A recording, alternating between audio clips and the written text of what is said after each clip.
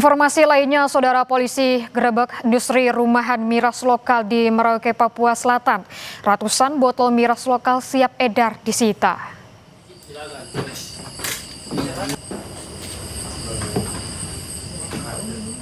Saat tiba di lokasi, pelaku langsung meninggalkan lokasi pembuatan miras lokal.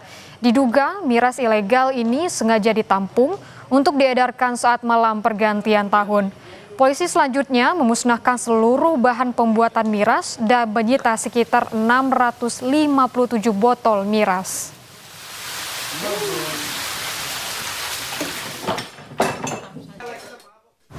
Dan memang dipersiapkan untuk khusus malam tahun baru atau bagaimana Pak Kasat? Untuk hal tersebut masih kita dalami untuk dipersiapkan untuk malam tahun baru atau bukan.